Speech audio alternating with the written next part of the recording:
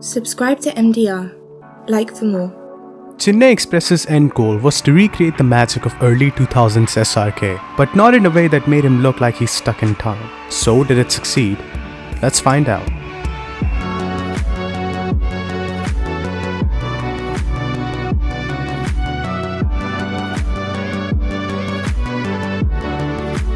As you know and as I know, Chennai Express is a very typical SRK film.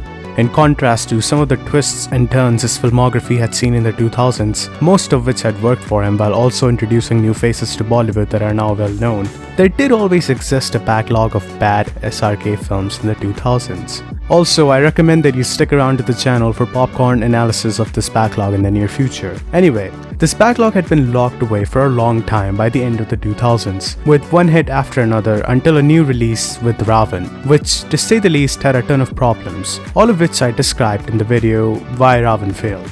As a result of Ravan's failure, SRK needed to find a formula that works, so he turned back to his roots, literally. But he also made sure that it wasn't repetitious, but rather innovative, and so came about Chennai Express. But let's break down why this film worked. What was so good or commercial about it that it is still one of his highest grossing films of the past decade?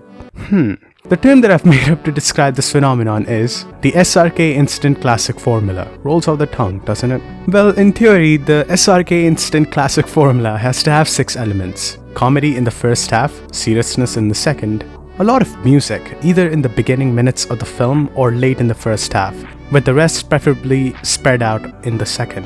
Action, if any, always to be in the climax, and must come across as bleak and believable, even if it is on a grander scale. Also, some strange subplots and jokes that may or may not work. Mostly, they do not work, but when they do, they're always fantastic. Then, the hero must always get the girl. Always. If even in theory, on account of whether he's no more Lekin Kalhona Ho. Lastly, it has to have SRK. Chennai Express has all these 6 elements, just turned up a dial with the obvious influence of Rohit Shetty, its director. Now, because Rohit Shetty had largely been a comedy director in his career before Chennai Express, with the exception of Singham, which too had comedy in it, but it was first an action film, like a lot of his comedy films which have action as well, there is a lot of humor in Chennai Express, which is great, especially in the first half with the lead up to the train ride and then in the train ride itself. It does get a little strange at times, I will admit, mostly in the second half, without a doubt.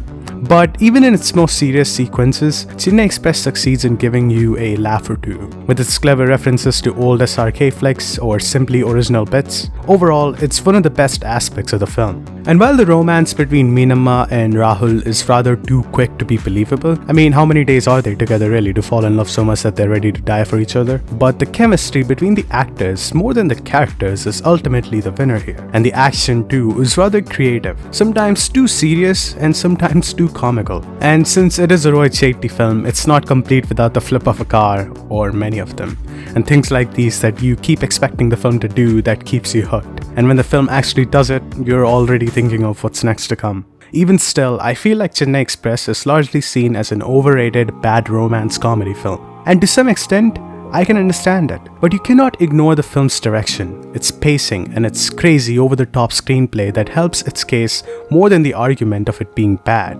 Chennai Express is one of those Bollywood films that's too good to be bad. So, in a way, it is bad from an artistic sense, but that's what makes it good from a commercial sense. However, I do love Chennai Express's direction and visual beauty that stands out more than its plot.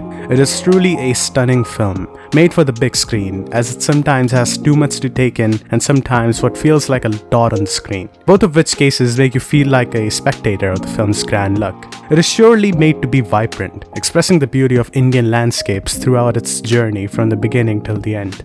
And the music only contributes to this. I love Tera Rasta Chodu Na and Kashmir Mein Tu Kanyakumari and Titli, and even the lesser loved ones, as forced as they are, have to exist in the film because this is as Bollywood as it comes. I will say, in the end, Chennai Express is a classic film. It's one that's not made for a certain type of mood or genre, but for creating a certain type of mood, for contributing to its genre. Is it one of SRK's best films? No. Did I love watching it as a kid at the cinema as everybody in the audience lost it over the comedy and action scenes? Yes. Take care.